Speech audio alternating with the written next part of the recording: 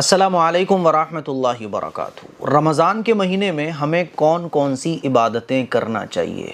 رسول اللہ صلی اللہ علیہ وسلم کی احادیث مبارکہ سے جو عبادتیں ہمیں پتہ چلتی ہیں، جو رمضان کے مہینے میں ہمیں کرنا چاہیے، وہی ساری عبادتیں آج میں آپ لوگوں کو بتانے جا رہا ہوں۔ ویسے تو مجھے یہ کلپ رمضان کا مہینہ شروع ہونے سے پہلے بنانا چاہیے تھی، لیکن اللہ کے ہر کام میں خیر ہوتی ہے۔ اب تک جو میں نے احادیث پڑھی ہیں، ان احادیث سے جو عبادتیں ہمیں پتہ چلتی ہیں، وہ عبادتیں میں نے نوٹ کی اور وہی ساری چیزیں آج میں آپ لوگوں کو بتانے جا رہا ہوں۔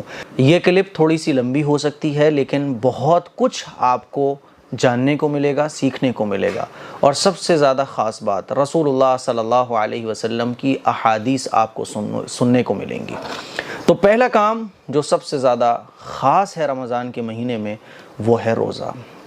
روزہ یہ اسلام کے جو پلر ہیں اس میں سے ایک پلر ہے روزہ۔ روزہ مسلمانوں پر فرض ہے، اور روزہ رمضان کی سب سے زیادہ خاص عبادت ہے۔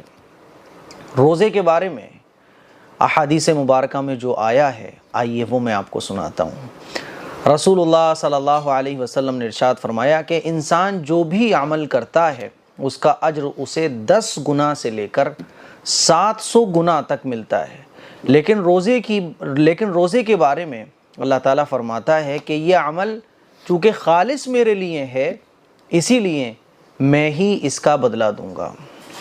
روزے دار صرف میری وجہ سے اپنی خواہشوں کو چھوڑ دیتا ہے، کھانا پینا چھوڑ دیتا ہے۔ روزے دار کے لیے 2 خوشیاں ہیں، ایک خوشی جو اسے افطار کے وقت حاصل ہوتی ہے، اور دوسری خوشی اسے اس وقت حاصل ہوگی جب وہ اپنے رب سے ملے گا۔ اور روزے دار کی منہ کی بدبو اللہ تعالیٰ کے یہاں کستوری کی خوشبو سے زیادہ پاکیزہ ہے۔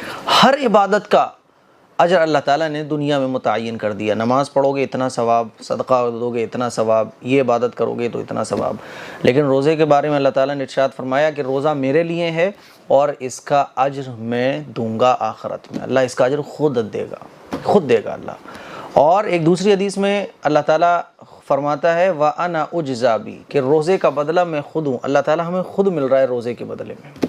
آپ اندازہ کیجئے کہ روزہ کتنا عظیم مقام رکھتا ہے، روزہ کتنی بڑی عبادت ہے، لیکن ہم لوگ روزے کو چھوڑ دیتے ہیں۔ نہیں چھوڑنا چاہیے۔ تو پہلا کام جو رمضان کے مہینے کا ہمیں پتہ چلتا ہے وہ ہے روزہ۔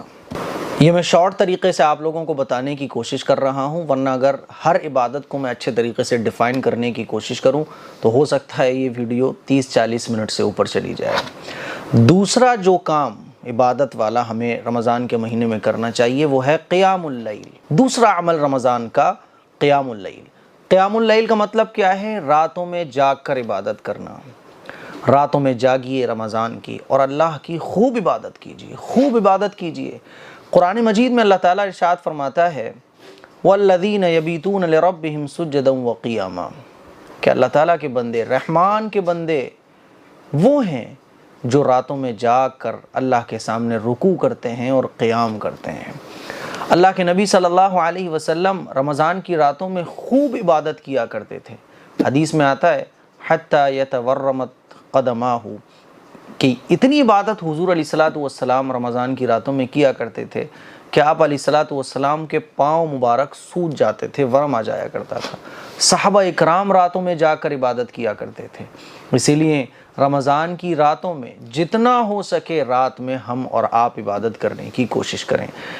اور ایک حدیث میں آپ علیہ الصلوۃ والسلام نے ارشاد فرمایا کہ جس نے رمضان کی راتوں میں قیام کیا ایمان کی حالت میں، قیام یعنی عبادت کی رمضان کی راتوں میں، رات میں عبادت کی، نماز پڑھی، قرآن پڑھا ثواب کی نیت سے، تو اس کے پچھلے گناہ معاف کر دیے جائیں گے۔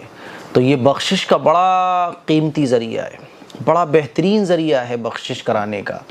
اگر ہم اور آپ اپنی بخشش کرانا چاہتے ہیں، اور کون اپنی بخشش نہیں کرانا چاہتا ہوگا، تو اس کو چاہیے کہ رمضان میں قیام کرے، رمضان کی راتوں میں جاگ کر اللہ کی عبادت کرے۔ آئیے تیسرا جو عمل ہے جو ہمیں پتہ چلتا ہے احادیث مبارکہ سے رمضان میں کرنے کا، وہ ہے صدقہ خیرات کرنا۔ رمضان کے مہینے میں ہمیں خوب صدقہ خیرات کرنا چاہیے۔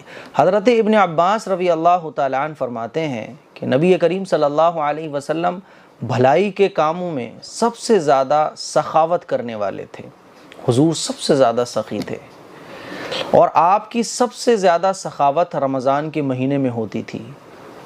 دنیا میں جتنے بھی انسان آئے ہیں اب تک، آپ علیہ الصلوۃ والسلام دنیا کے تمام انسانوں میں سب سے زیادہ سخی تھے، اور آپ کی سخاوت جو ہے وہ رمضان میں اور بڑھ جاتی تھی۔ رمضان کے مہینے میں آپ علیہ الصلوۃ والسلام حضرت جبرائیل علیہ السلام سے ملتے تھے اور قرآن شریف کا دور فرماتے تھے، تو آپ صلی اللہ علیہ وسلم کی سخاوت اتنی زیادہ اور اس طرح عام ہو جاتی تھی جیسے تیز ہوا ہوتی ہے، بلکہ اس سے بھی زیادہ۔ جس طرح سے تیز ہوائیں چلتی ہیں نا، اللہ کے نبی صلی اللہ علیہ وسلم اتنی زبردست طریقے سے سخاوت فرمایا کرتے تھے، صدقہ خیرات خوب کیا کرتے تھے۔ تو ہمیں اور آپ کو بھی چاہیے کہ جتنا ہو سکے صدقہ خیرات کریں۔ اللہ تعالیٰ نے جس حیثیت کا مالک بنایا ہے، اپنی حیثیت کے مطابق خوب صدقہ خیرات کریں۔ اگر آپ کے اوپر زکوٰۃ فرض ہے تو زکوٰۃ نکالیے، اور اگر زکوٰۃ فرض نہیں ہے تو خوب اللہ کی راہ میں خرچ کیجیے، مسجدوں کے لیے دیجیے، غریبوں کی مدد کیجیے، روزے داروں کو افطار کرائیے، ٹھیک ہے؟ تو ایک کام پتہ چلتا ہے رمضان کے مہینے کا، صدقہ خیرات۔ چوتھی عبادت رمضان کے مہینے کی، روزہ کھلوانا، یعنی روزہ افطار کرانا۔ رسول اللہ صلی اللہ علیہ وسلم نے ارشاد فرمایا کہ جس نے کسی روزے دار کا روزہ کھلوایا تو اس کو بھی روزے دار کے برابر اجر ملے گا، ثواب ملے گا، بغیر اس کے کہ اللہ تعالیٰ روزے دار کے اجر میں کوئی کمی کرے۔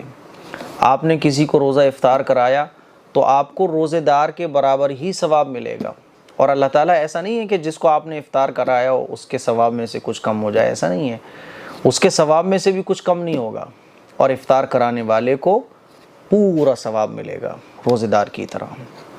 ایک دوسری حدیث میں آپ علیہ الصلوۃ والسلام نے ارشاد فرمایا، جس نے کسی روزے دار کا روزہ کھلوایا یا کسی مجاہد کو سامان دے کر تیار کیا تو اس کے لیے بھی اس کے برابر اجر ہے۔ تو یہ فری میں روزوں کا ثواب حاصل کرنے کا بڑا بیسٹ طریقہ ہے۔ اگر اللہ نے آپ کو دیا ہے تو افطار کرائیے، اور افطار کرانے کا مطلب یہ نہیں ہوتا کہ آپ بہت لمبا چوڑا دسترخوان لگا دو، یہ مطلب نہیں ہے۔ صحابہ اکرام نے عرض کیا، یا رسول اللہ اگر کوئی افطار نہ کرا سکتا ہو، کسی کے پاس اتنا نہ ہو، تو حضور نے ارشاد فرمایا، ارے ایک کھجوری کھلا دو، ایک گھونٹ پانی پلا دو۔ تو ہر شخص افطار کرا سکتا ہے، اور ہر شخص اس فضیلت کو حاصل کر سکتا ہے۔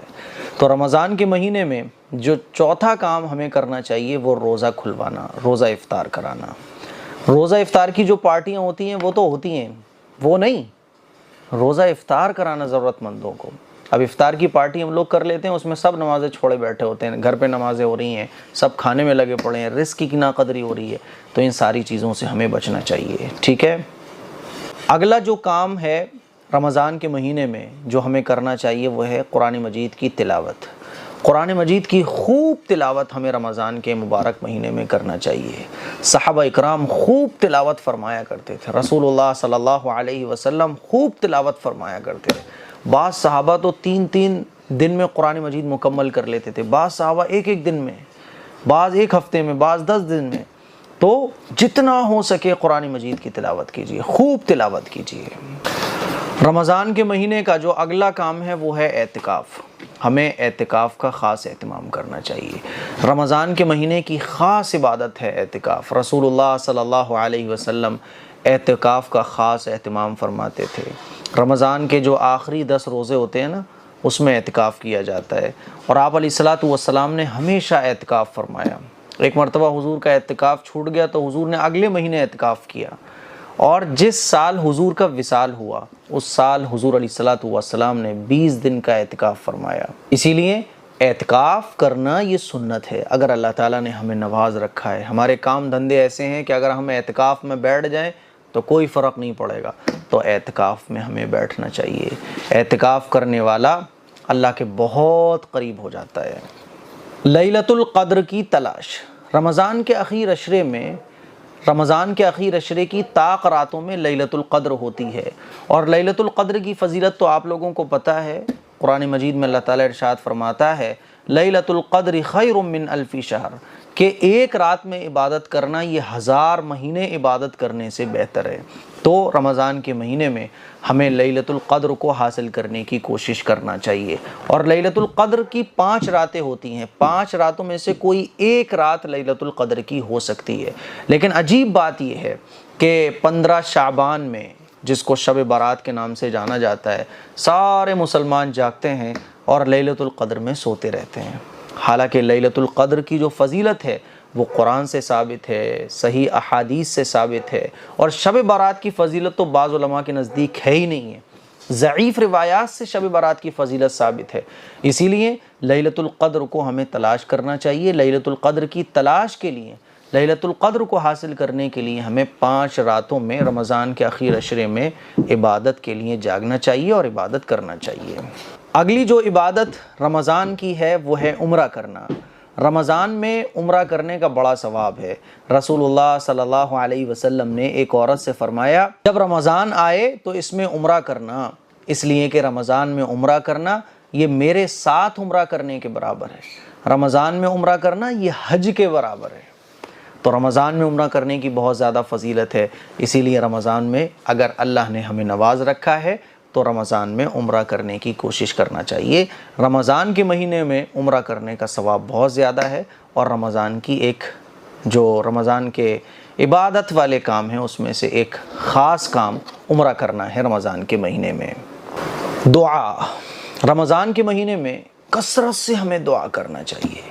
قرآن مجید میں اللہ تعالیٰ ارشاد فرماتا ہے، وَإِذَا سَأَلَكَ عِبَادِي عَنِّي فَإِنِّي قَرِيبٌ أُجِيبُ دَعْوَةَ الدَّاعِ إِذَا دَعَانِ فَلْيَسْتَجِيبُوا لِي وَلْيُؤْمِنُوا بِي لَعَلَّهُمْ يَرْشُدُونَ۔ جب میرے بندے آپ سے میرے متعلق پوچھیں تو میں قریب ہوں، پکارنے والے کی پکار کو قبول کرتا ہوں۔